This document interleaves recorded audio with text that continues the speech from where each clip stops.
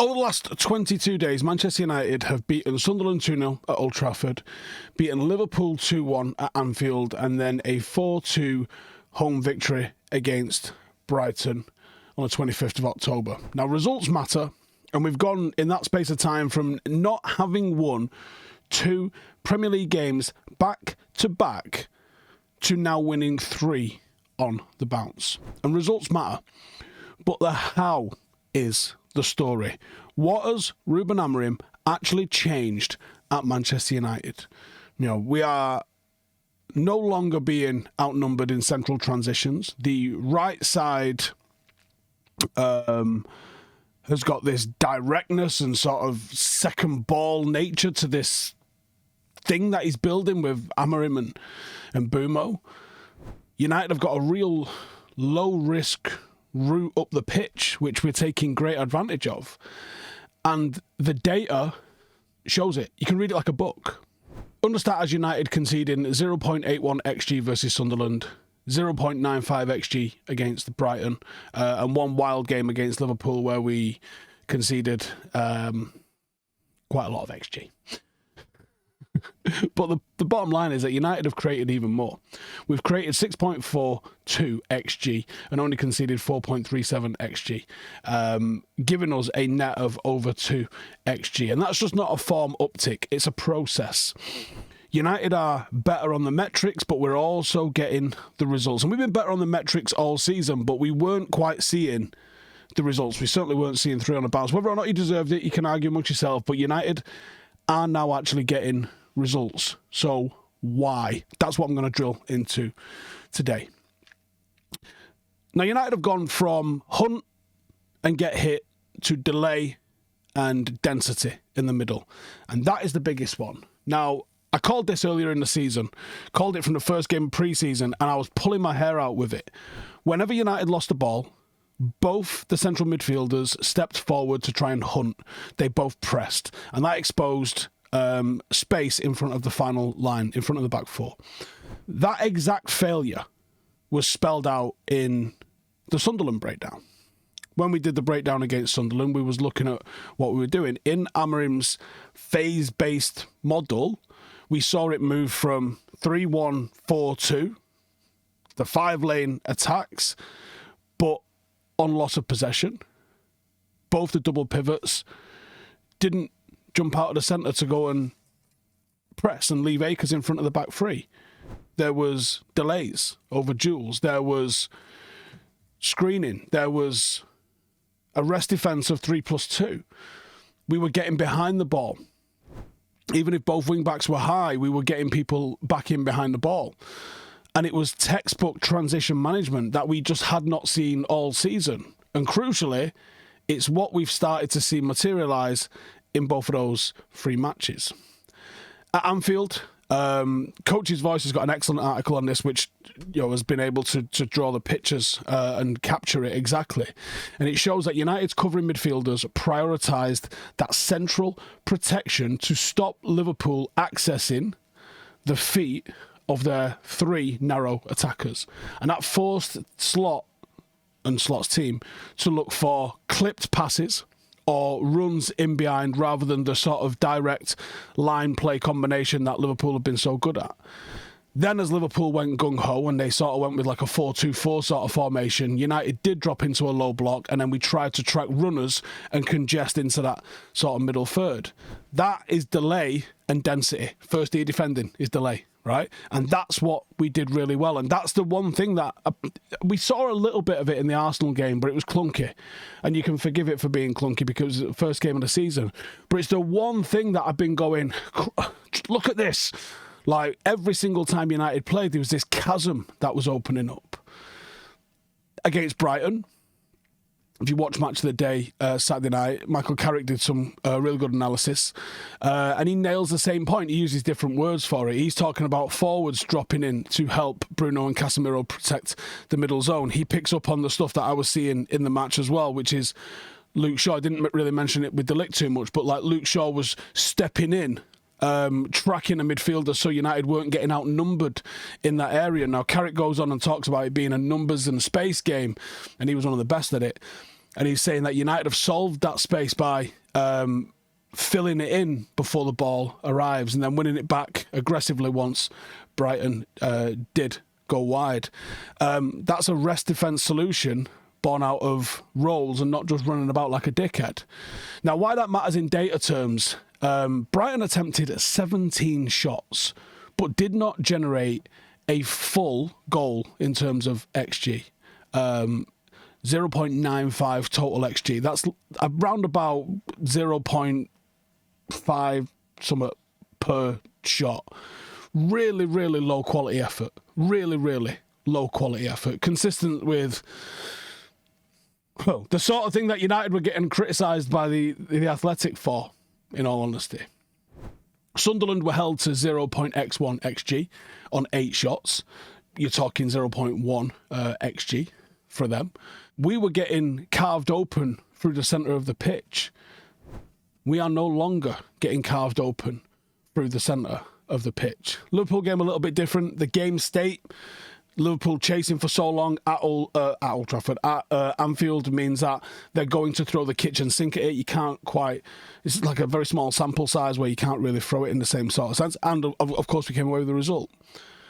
Now, I think that's all really positive, but it's only one aspect of what has actually been changed. Number 2, the right side directness has got like a pre-built-in second ball structure. Don't think you'll find that in a textbook. We haven't turned into a pure long ball side.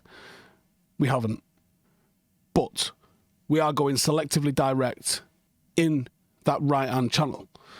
At Anfield, the plan was very explicit. Basically came out and told us afterwards what we were trying to do. We played direct, and we didn't win first contact. The midfield unit pushed up, won the second ball, and then we were very high and ready to go and facing the right way for the next phase. The target on the right-hand side, Mbuemo, with Diallo being just off him and Bruno sort of sweeping up in behind to win that ball, worked absolutely perfectly. And what United were trying to do, move Van Dijk out of the way, draw Kerkez out of the way, mess about with those two players, and then the likes of Mbuemo and even Cunha to a greater or lesser extent can get forward in that sort of right half space.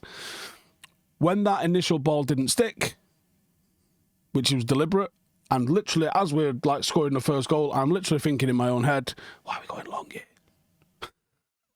We're not winning that. Oh, that's why. Hey, 1-0.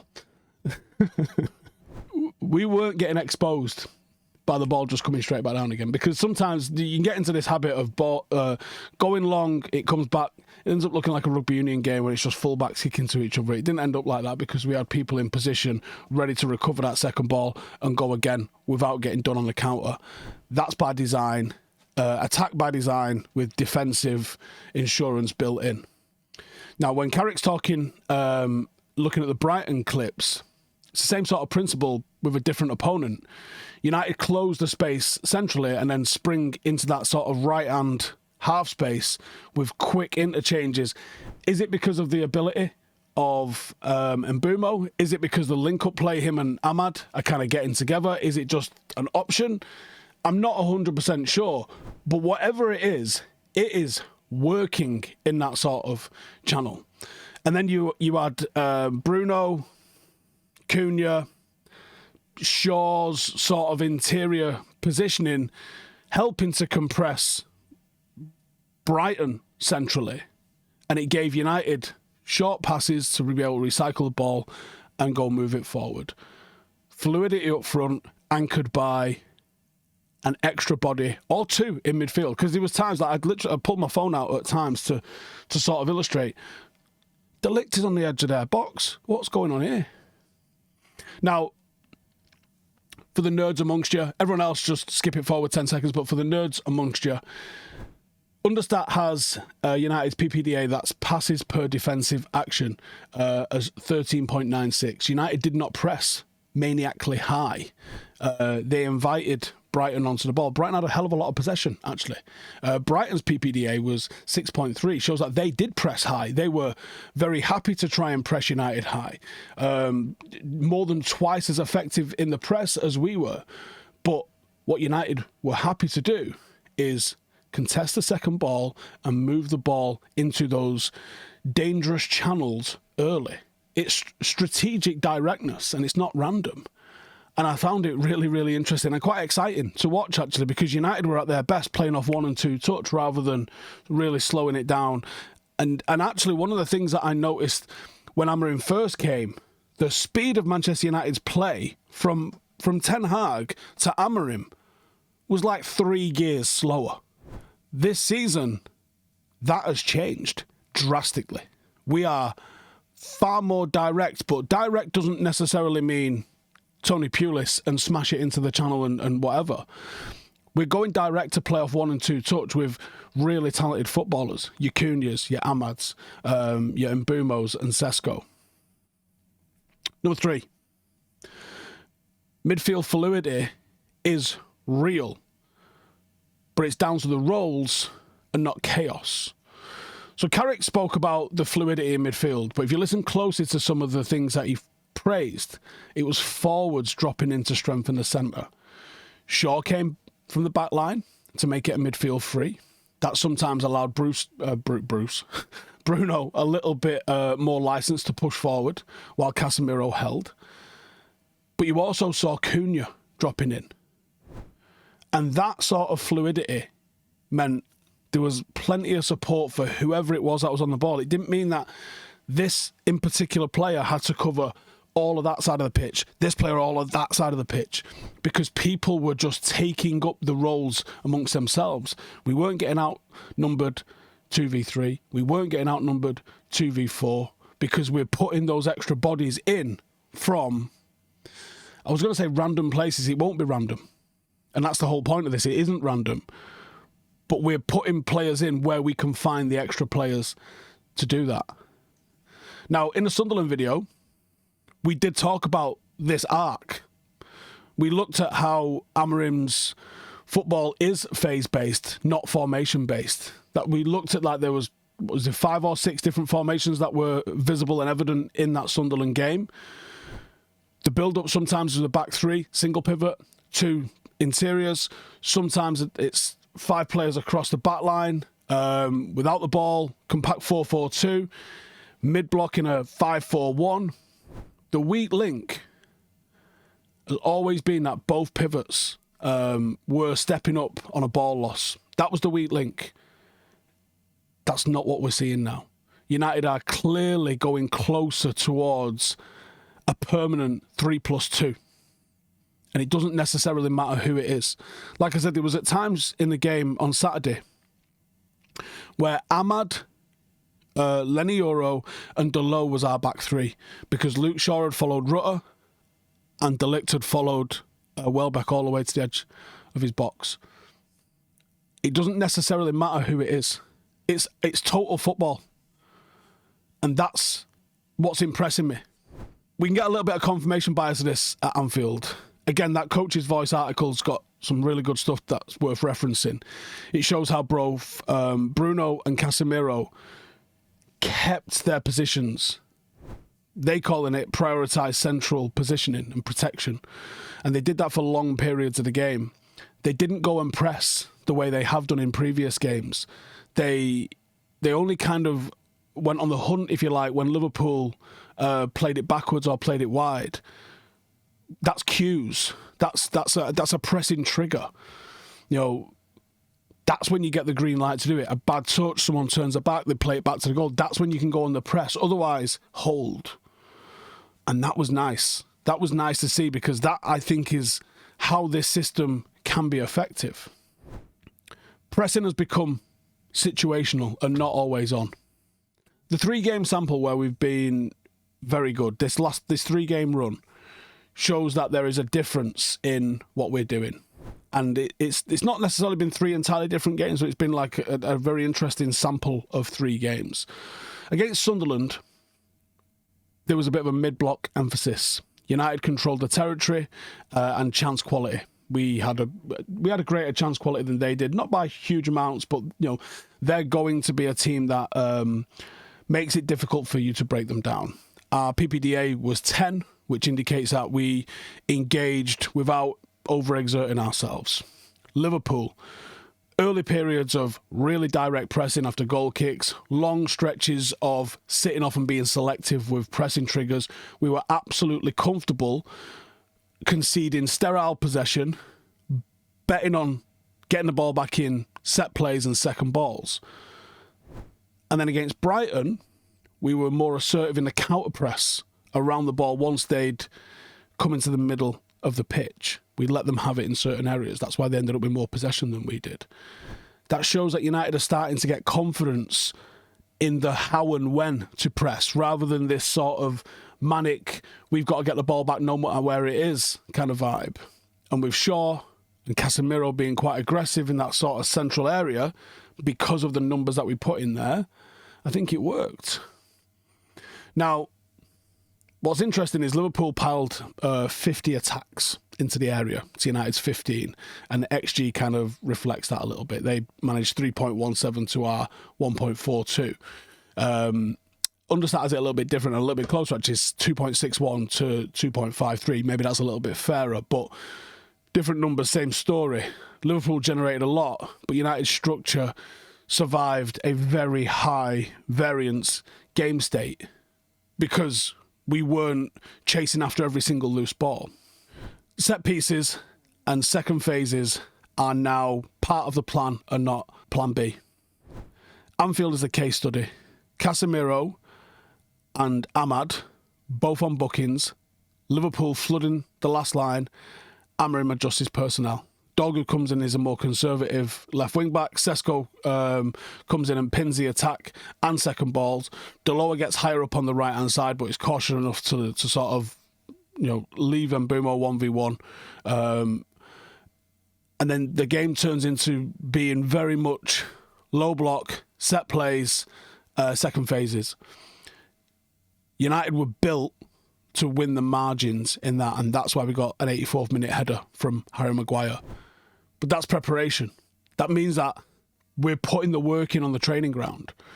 Brighton, similar fingerprints.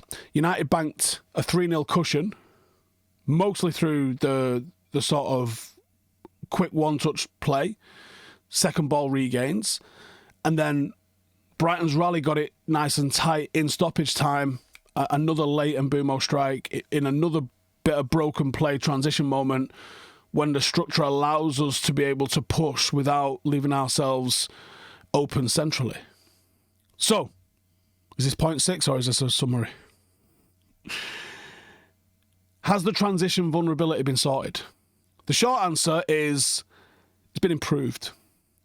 In 2 of our last 3 games on this little run, it has, and it got stress tested to the limit, but it survived at Anfield.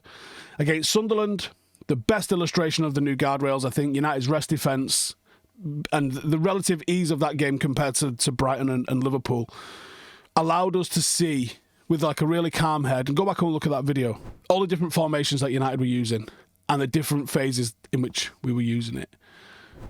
United's rest defence spacing was really good. Sunderland only got 8 shots off and they only created 0.81 XG, which shows that they were getting shots off, but there was hit and hope. We spotted the variety of shapes, the 3-1-4-2, the 3-2-5, the 5-3-2, the 4-4-2, the 5-4-1, and any other combination that we probably missed. But the big change since the early season was that the nearest pivot players were delaying rather than double jumping, and forwards were dropping in as auxiliary 8s. Clean sheet, low XG, and it started this trend of the tape was matching the numbers. The result matched the data. Because the data's been strong all season, but the results haven't been strong. Then we go to Anfield. Nobody gave us a chance, including me. That's the edge case. Liverpool's XG was big, depending on which one you go with. It was either 3.17 or 2.61. When you look at the how, lots of clip balls beyond the block, late rallies, loads of crosses, bit of volume, 4-2-4 chase, game state matters. United score early. Liverpool are going to send it. They're at home. They're the defending champions. This is Manchester United. They're going to rack the numbers up. United's change wasn't that they prevented all transitions, but we absorbed them with bodies, and we tracked and we played deeper, and we didn't leave that central zone open. Certainly not the first pass, at least, anyway. And we won it by planned second phase set piece stuff, not lottery or a bit of individual magic. Brighton 4-2. Carrick's analysis is probably the best third-party validation of this. Forwards dropping in to help the pivots, Cunha especially. Shaw and De Ligt, although he didn't touch on De Ligt, stepping in to make it, extra bodies in midfield, the confidence to step out and win it, and to go and win it once the midfield was secured. Brighton did manage 17 shots, but it was such a weak sort of array of shots that fit the eye test. Lots of low-quality shot. Danny Welbeck free kick, a bit of a late header. United conceded a little bit of late momentum. I think the subs changed it. The subs weren't keeping the same rhythm and intensity and structure as everybody else, and it fell to shit. And what should have been an easy cruise at 3-0 ended up being a little bit hanging on until Mbuemo managed to get a winner. So, I think we have turned a corner. And we've turned the corner in the thing that we was looking at. The rest defence is better. We have now got a 3-2 in behind our attack. If both wing-backs go, and it's not always both that will go, United will leave 3+2 behind the ball by default. Sometimes the +2 is Bruno and Casemiro. Sometimes it's Casemiro and Cunha. Sometimes it's Shaw dropping up and one of the wing-backs will stick on the back line. Often Delo will stay on the back line while one of the centre-halves drops into midfield.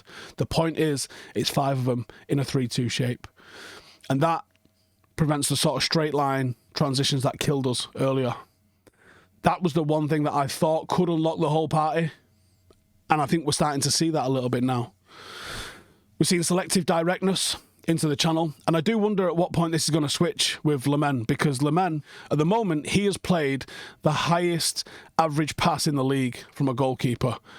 His average pass is like, I think it's like, I don't have the data to hand, I just had a quick glance at it earlier, I think it's like 48.7 metres, something like that. It's the highest in the league, which shows you that he's the one that's just sending it. He ain't going short. He's just sending it. And the percentage difference in how many he sends versus Bayern Day is very interesting. So look out for that video. We'll do that. Might even do it today. We are selectively direct in certain areas. It'd be very interesting to see at what point Amorim wants him to play out, because I believe he wants him to play out. I just don't know when he wants him to play out. But we're going selectively direct into certain areas because we've got the numbers in behind for those second balls. Midfield fluidity is there. It's job sharing, not job vacating. I think that's probably a good way to put it. You're seeing Cunha, De Ligt, and Mbuemo, Shaw, all kind of squeezing in there, and that means Bruno can get a little bit higher up the pitch and go and make things happen, like he did for the clincher against Brighton. He was out of position technically, but it didn't matter at that phase of the game because of everything else that had gone on. Situational pressing, set plays, and second phase emphasis. We are looking better. He swapped reflexive pressing for cube-braced delays. We've added an extra man in midfield. Looks like Luke Shaw's the guy that's doing that. Sometimes it's a drop-in forward. We've added selective directness, and we put an emphasis on second phases and set plays.